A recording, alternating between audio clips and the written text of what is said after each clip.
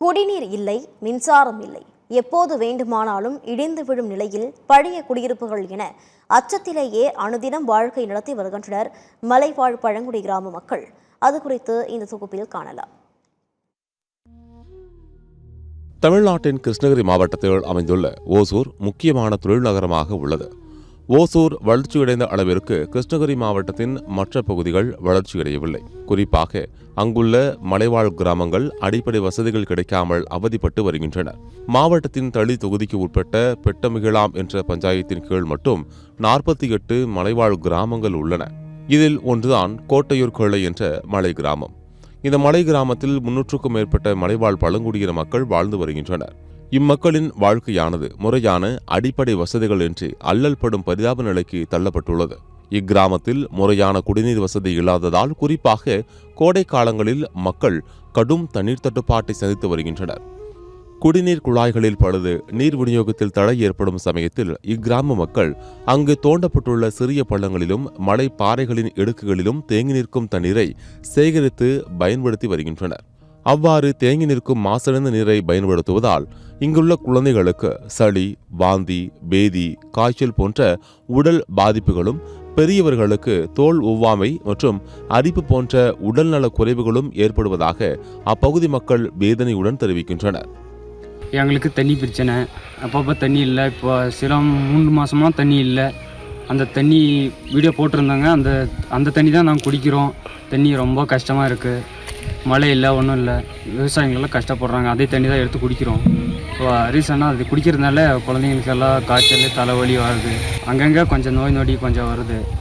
கடந்த 2002 காலகட்டத்தில் இக்கிராம மக்களுக்கு வனத்துறையினர் சார்பாக வீடுகள் கட்டி கொடுக்கப்பட்டதாகவும், சுமார் 20 வருடங்கள் கடந்த நிலையில் வீட்டின் மேற்பூச்சு பெயர்ந்து விழுந்து தொடர்ந்து விபத்துகள் ஏற்படுவதாகவும், சிமெண்ட் பூச்சுகளுக்கு உள்ளே உள்ள இரும்பு கம்பிகள் வெளியில் தெரியும் அளவிற்கு சேதமடைந்துள்ளதாகவும், மழை காலங்களில் வீடுகளுக்குள் தண்ணீர் புகுவதால் கடும் சிரமத்தை சந்தித்து வருவதாகவும், சுவர்களில் பெரிய பெரிய விரிசல்கள் ஏற்பட்டுள்ள நிலையில் எப்போது வேண்டுமானாலும் இடிந்து விழும் அபாய நிலையில் வீடுகள் உள்ளதாகவும் அச்சம் தெரிவிக்கின்றனர் பழங்குடி கிராம மக்கள்.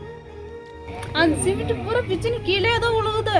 ஒரு நாள் சாப்பாடு செஞ்சுனதுக்கு ஒரு பானை மேல் விழுந்து மறுபடியும் நாங்கள் சாப்பாடு செஞ்சு தான் சாப்பிட்டோங்க. நாங்கள் அந்த பானையே வேஸ்ட்டாக போயிடுச்சு. அது மாதிரி குழந்தைங்க மேலே விழுந்துட்டு இருந்தா அந்த குழந்தைங்கள காப்பாற்ற முடியுமா? சாப்பாடு வேணும்னு செஞ்சு சாப்பிட்டுக்கிறோம். குழந்தைங்கள சாப்பிட செய்ய முடியுமா?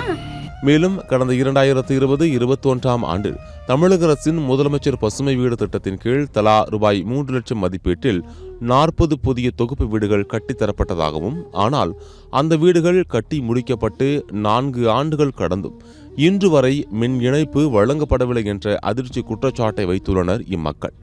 மின் இணைப்பு இல்லாததால் இரவு நேரங்களில் இருளில் வாழ்ந்து வருவதாகவும், சிறு குழந்தைகள் மற்றும் முதியவர்கள் பாம்பு, தேள் உள்ளிட்ட விஷ ஜந்துக்களின் அச்சுறுத்தலோடு பாதுகாப்பற்ற நிலையில்தான் தினம் தினம் வாழ்ந்து வருவதாகவும் வேதனை தெரிவிக்கின்றனர் மலை கிராம மக்கள். 20-25 வருஷத்துக்கு மேலே ஆயிடுச்சு. அப்போல்லாம் இந்த மாதிரி நல்ல ஸ்ட்ராங்கான சிமெண்ட்டு கல்லோ கிடையாது. இங்கேயே கல் அறுத்து அந்த பச்சை கல் போட்டு கட்டினதால இப்போ வீடெல்லாம் ரொம்ப பழுதாயிடுச்சு. மழை டைமில் உள்ளே இருக்கிறதுக்கே பயமாக இருக்கும். எப்படா அந்த வீடு இழிஞ்சு விழுந்துருமா அப்படின்ற ரொம்ப அச்சத்தோடு டெய்லியும் அந்த வீட்டுக்குள்ளே இருக்கணும், ஒரு அச்சத்தோடவே இருக்கணும். புதிய வீடுகளுக்கு மின்சாரம் இல்லை, பழைய வீடுகளில் வசிக்கவும் பாதுகாப்பில்லை என இரட்டை வேதனையில் தவிக்கின்றனர் கோட்டையூர் கொள்ளை கிராம மக்கள்.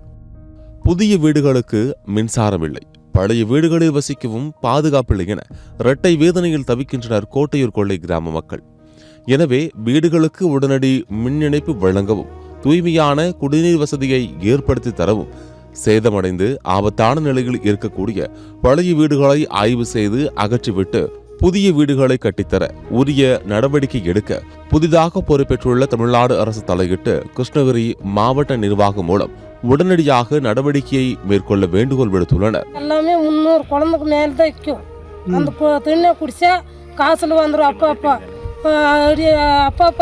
ஹாஸ்பிட்டலுக்கு போகிறதுக்கு எங்களுக்கு பஸ்ஸு 2-3 டைம் தான் பஸ்ஸு ரொம்ப கண்டமாக வைக்குது. சமூக ஆர்வலர்களும் தினம் தினம் போராடி வரும் பழங்குடி கிராம மக்களும் சத்தியம் தொலைக்காட்சியின் செய்திகளுக்காக கிருஷ்ணகிரி மாவட்ட செய்தியாளர் மணிகண்டனுடன் செய்து கொள்ளு.